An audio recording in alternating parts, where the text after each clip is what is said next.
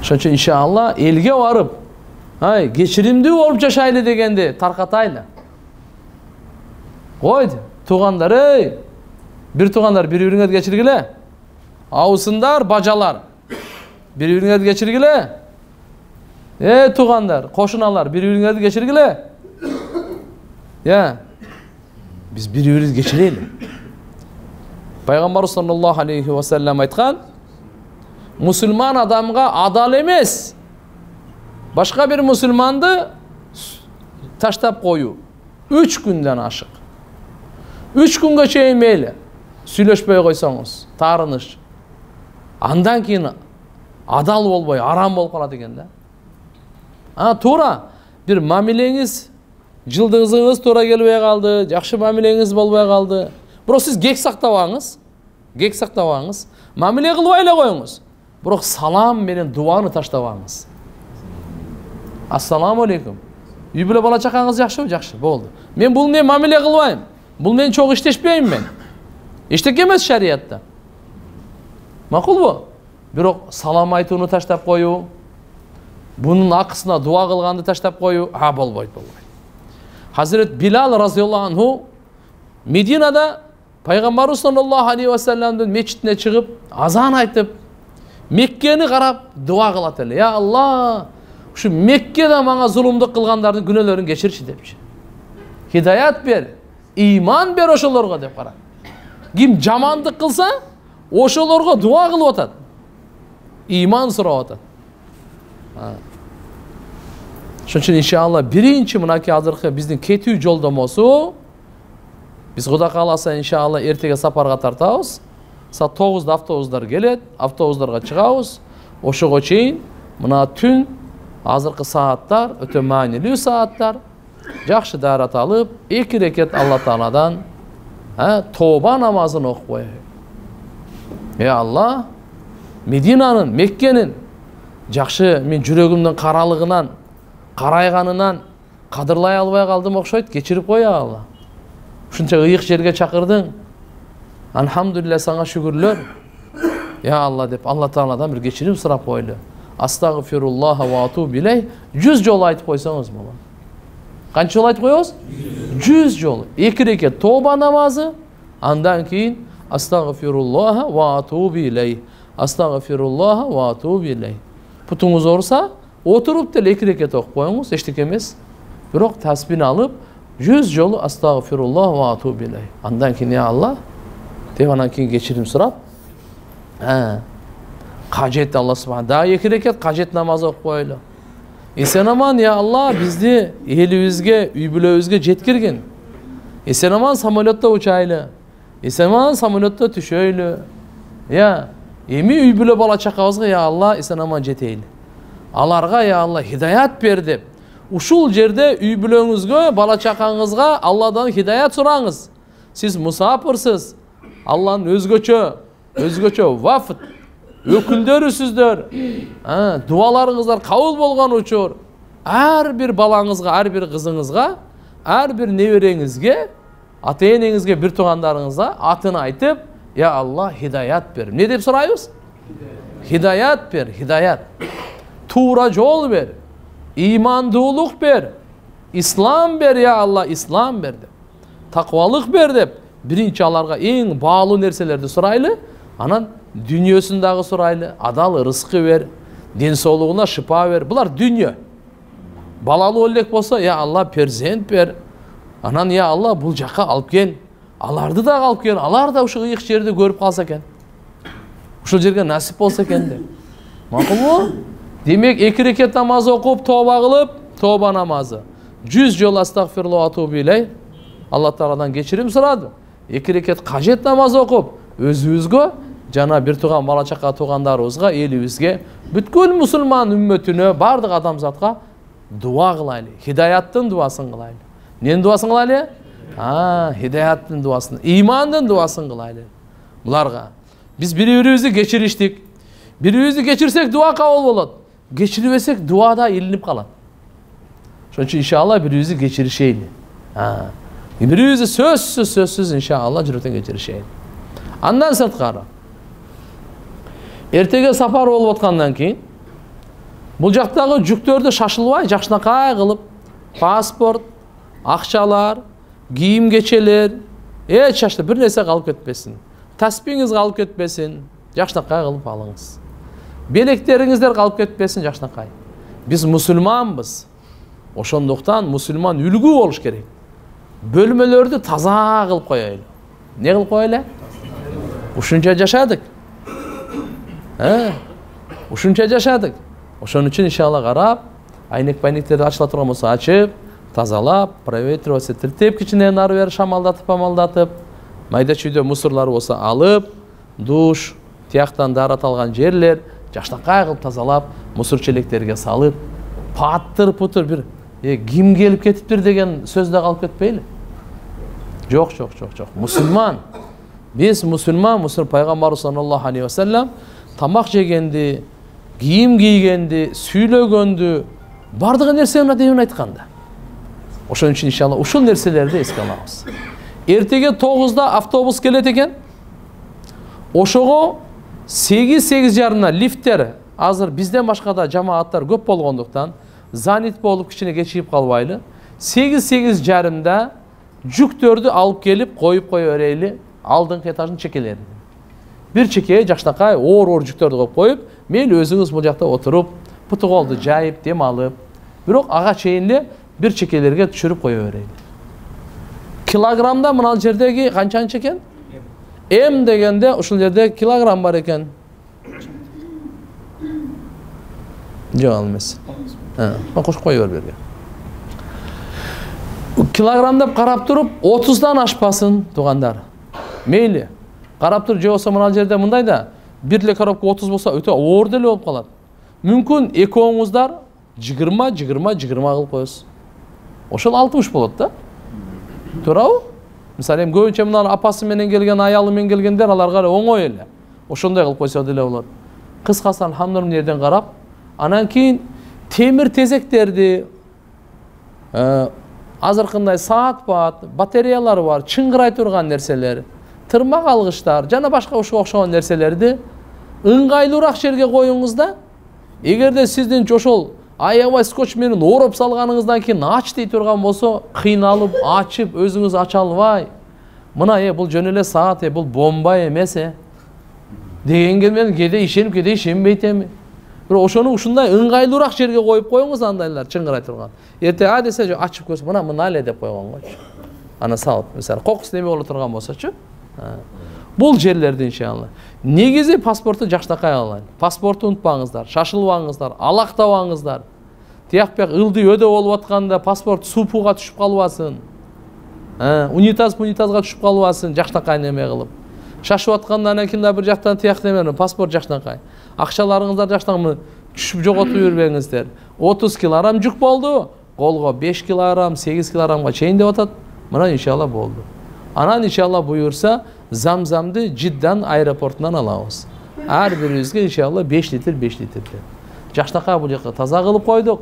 Бардык нерселерди алдык, коюп койдук. Эми ушуларды колгон, эми 2 саат, 3 саат ушу даярдыкка эле өтүп кетпесин да. Тез нардан бери даярдаңыз дагы харамга жөнөңүз. Кайка жөнөңүз? Эми барып иншалла бир жакшы бир төгүлүңүз.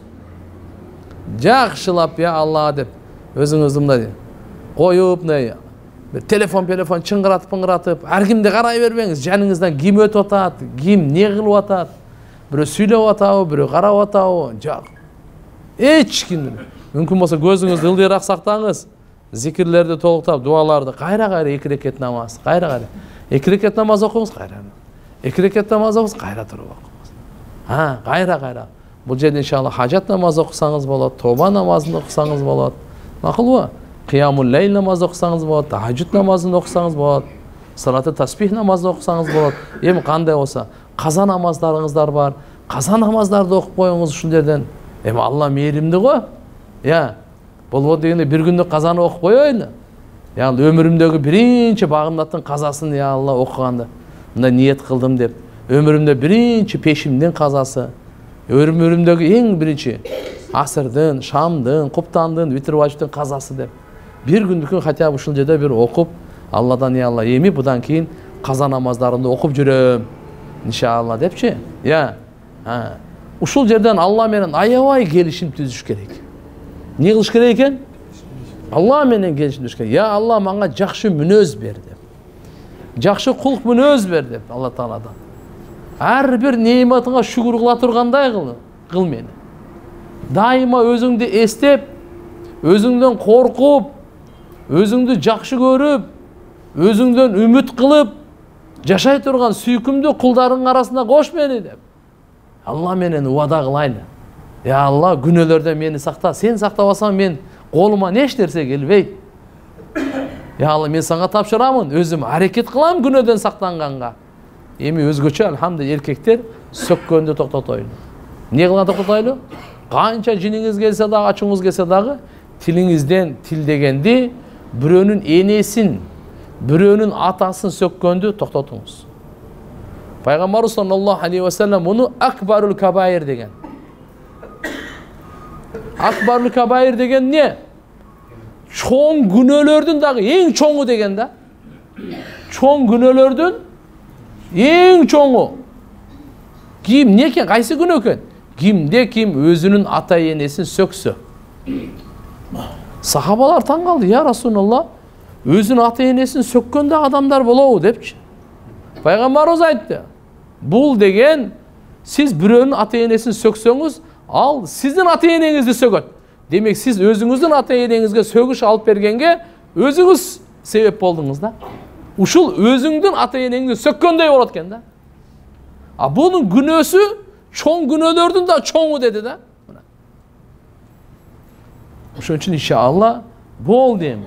Алхамдулилlah, Алла Таала толук аракет кылайлы ушул жерден. Мынал Меккенин таасири башкача. Каабанын таасири башкача. Сиз чын жүрөктөн я Алла деп сураңыз. Я Алла, будан кийин өлгөнгө чейин намазды каза кылбайын деп. Эмнени сурайлы? Намазды каза кылбайм я Алла. Бирөөнү алдабайм. Бирөөнүн бир сом акысын жебейм я Алла. Бирөөнү ушактабайм, бирөөгө жала жаппайм. Я Алла, арам нерсеге жакындабайм. Зына болобу, кумар болобу, арагы болобу, уурулугу болобу. Я Алла, арам нерсеге жакындабайм. Мен сага убада берем. Мынакей, убада берем я Алла. Алла Таалага бүгүн келишим түзө турган түн. Кайтып атабыз. Алла Таала менен бекен келишим, жакшы сурайлы. Я Алла, жакшы иштерди кылганды сурайлы, жаман иштерди таштаганды сурайлы. Нени сурайлы? Жакшы иштерди кылганды сурайлы, жаман иштерди таштаганды сурайлы. Аллахумма инна нас'алука фи'лал хайрат ва таркал мункарат ва хуббал масакин. Бечараларды жакшы көргөндү Пайгамбарыбыз ушуну айткан. Я Алла, биз сенен жакшы иштерди кылган сурайбыз, жаман иштерди таштаган сурайбыз, бечараларды жакшы көргөндү сурайбыз. Мейли, жакшы мүнөздү баягындай сурайлы, беке ырыскыбызды сурайлы, ден соолугубузду сурайлы, келечегибизди сурайлы, балдардын баарына жакшынакай жакшы дуа кылып. Негизи Алла менен келишим кылып, убадалашып, жакшынакай кылып иншалла. Анан кийин айтайлы, акыркы дуалардан ушул болсун, жараткан, ушу келгеним акыркы болбосун. Не дейли? Я Алла, ушул келгеним акыркы болбосун. Кайра алып кел мени деп. Кандай дейли? Кайра алып кел я Алла. Кайра алып кел. Ушу келгеним акыркы болуп калбасын я Алла. Ажылыкка келейин, умрага келейин, зияратка келейин, атам алып келейин, апамы алып келейин, аялым алып келейин, бала чакамы алып келейин, бир туугандарым алып келейин, досторуму, неберелерим алып келейин, башка машалла үммөттү алып келейин. Алла Тааладан сурайлы иншалла. Аракет кылабызбы иншалла? Ошол жактан көбүрөөк убакытты ал жактан өткөрүп, майда чүйдөлөр бар бүтүрүп, жакшынакай кылып, бекер убакытты тияк бияка эми жөн эле ал эшикке чыгып алып, бул жак кеткен машинени санап, бул жак кеткен машинени санап отурбай, всё. Сырас нар жактардан берген. Жөн отурмай жок. Бекер отурмай жок. Иште алек болойлу. Же иш кылайлы, жоксо кичине эс алгандан эс алсак эс алып алып, антияк алхамдулилlah барып, калган убакытты, бош убакытты каякта өткөрөбүз? Харам. Бош убакытты харамда өткөрөбүз. Каабаны жакшы көрүп алайлы. Замзамдан тоё ичип, дем алып, кайра ичип, кайра намаз окуңуз, кайра зикир кылыңыз. кайра замзам ичиңиз, кайра таваф кылыңыз. Эгерде күч кубат болсо, таваф кылыңыз. Тавафта ушу дуаны кыла бериңиз. Сөзсүз тавафты колуңузда көтөрүп алып дуа эмес, жүрөгүңүздөн эле дуа кылып кете бересиз. Тавафтачы. Зикирлерде дагы, дуаны дагы, я Алла, я Алла, я Алла бер деп. Ушундан эле дуага сөзсүз эле кол көтөрүү эмес.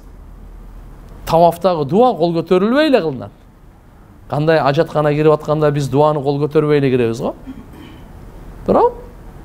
Көп жерлерде мисалы дуаларды мисалы кол көтөрүлбөй. Кол көтөргөн маселе 2 рекат намаз окудуңуз, андан кийин кол көтөрүп коюңуз.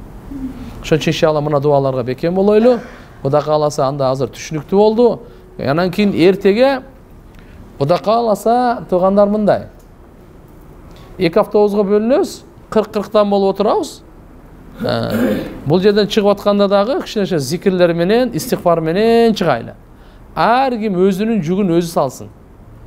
Бирөөгө ишенип коюп, тияк органдан кийин, мен сага айтпадым беле, мен вообще унутуп калыпмын, мен тиги айтпадым беле, итти жумшайт, ит куйругу жумшайт болуп, биз тиякта анан кийин жүк Меккеде калып кетпесин.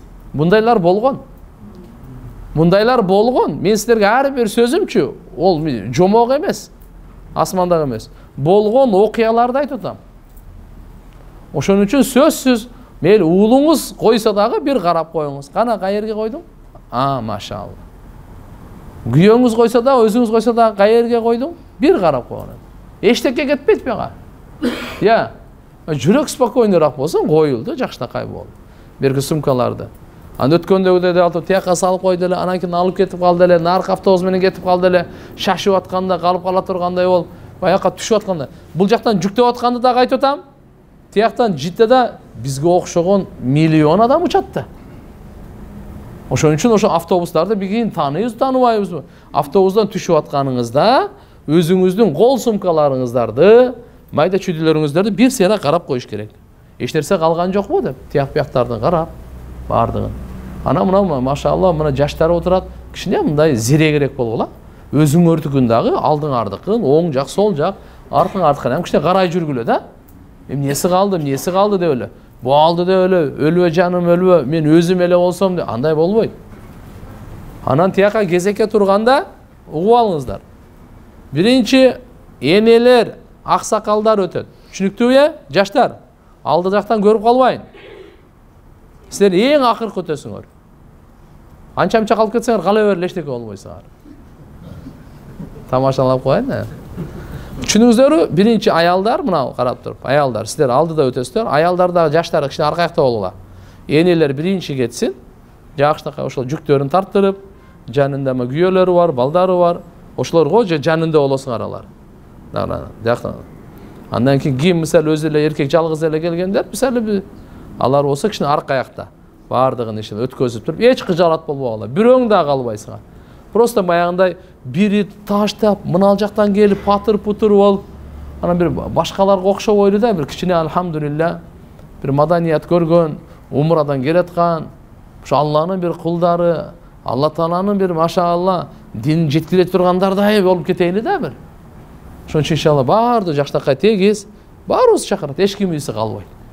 Бирок бизген да инсан өзү хуликал инсану даифа дегенде, хуликал инсан ажула, инсан ошо шашма да. Шашып эле ошол жака барганда баарын унутуп калабыз. Ошон үчүн иншалла түшүнүктүү да азыр, энелер биринчи кетет экен. Аксакалдар кетет экен, мына биздин аксакалдар. Анан жаштар экенбиз. Эң аягында алхамдулилла жаштар. Аларга жардам берип, толук өткөзгөндөн кийин андан кийин эме. Макулбу? Тияка чыккандан кийин Аллахума салли ала Мухаммад. Бишкекке түшүп атканда дагы ар ким өзүнүн сумкасын жакшынакай карасын. Номери менен карасын. Замзам алганда маркерлер барбы бизде? Вот. Ошолорго аты жөнү жакшынакай жазып койсун. Бири-бирине окшош кылып жазып алып анан кийин талашып, ошол жерге барып анан сен деп отурсак, аэропортто Бишкекте булар умрадан келдиби, же каяктан келди, таң калып калышпасын да бизди көрүпчү. Бизди көрүп эси ооп калышпасын да булар. Ошон үчүн иншалла жакшынакай неме кылып, ал жерде дагы алхамдулилла алып, анан алхамдулилла бардыгыңыздардын туугандарыңыздар келет, тияк-бияктар келет. Аларга жакшынакай жүктөрдү берип, шашылбай анан жакшы паталарды бериңиз аларга. Аэропортто аларга патаңызды бериңиз. кызматкерлерине, сизди күтүп келгендерге, үйгө барганда, ана бир нерсе да. Туугандар, адам баласы деген бул кемчилдиктин жыйнагы да. Меккеде кандай бир кемчилдик ылдыйөдө көрүп калсаңыз, ушул жерде унутуп коюңуз. Анан ал жерге барып, ой, ысык экен, ой, ушу тандыр эле экен да, тандыр. Деп, буякта ибадатты айтпай эле, ушу мен камыр жебей, ушу күрүч эле бере берет экен. Анан эртең менен ушу чай жок, нават жок деп, булар болбойт мындан. Анан бир таксиге түштүк эле, ол 10 риал, 20 риал алдап кетти. Анан мен бир жак карап мындай кылсам, шлёпкам жок деп, мына окшогондорду уят болот. Ошо бизге окшогон бүткүл дүйнөдө адамдар келген, ылдыйөдө болуп атайлап, бул биринчи арабтар андай кылбайт. Андайга неме кылып, ылдыйөдө кээде неме болуп калган болсо, аларды, бул адам бизге окшогон келгендерден кичине кемчилдик ылдыйөдө болуп калды да депчи. Ошон үчүн иншалла. Бирок бир корко турган жер бар да. Ушул жер мага суусу, ысыктыгы, аба ырайы жакпады деп, Алла ошо ойдан болду, жакпаса ошол жакта эле жүрө бер деп койбосун да. Ушундай чечим чыгып калбасын сизге. Ошон үчүн сөз сүйлөгөндө этияттап сүйлөгүлө. Мен серьезно айтам сиздерге. Мен жашоомдун тажрыйбасы эле эмес. Мен тарых китебинен карап туруп мен сиздерге айтып атам. Алла бизге муктаж эмес, Алланын дини, Кураны, пайгамбарыбыз. Жок. Кээде ушундай болуп калат. Ушул боюнча баягы первый последний болуп калбасын да. Жаштакай кылып чечим чыгып калбасын да. Биринчи акыркыда жок. Ошон үчүн иншалла алхамдулилля, канчасына болсо да шүгүр. Ушундай ыйык жерге келгенге шүгүр алхамдулилля. Үйдө канча уктаганбыз канча. Бардык жерлерде эле жаман улут болбойт, билесиздер да. Жаман адам болот. Адамдар ар кандай. Ушул арабтарда деле ушул Абу Жахилдер ушул жерде болгон. Абу Лахабтар ушул жерде болгон, Утбалар ушул жерде болгон. Бардык ушуларда болгон, болот. Эчтене бар. Бирок анча-мынча нерселерди, мисалы кичине кыйналганыңыз, ылдыйөдөңүз, аналарга неме кылбаңыз, үйдөгүлөргөчү. Наоборот, бул жерден алхамдулилля, кандай сиздин жашооңузда өзгөрүү, кандай сизге таасир калтырды, кандай пайда алдыңыз, кандай дуаларды кылдыңыз, кандай элдерди көрдүңүз, кандай адамдардын намаз окуганын, кандай булардын зикирге берилгенин, кандай мыналарды, алхамдулилля, буларды айтып бериңиз. Булар дуаларды айтып бериңиз. Макул иншалла аракет кылабызбы? Алла таалам кабыл кылсын.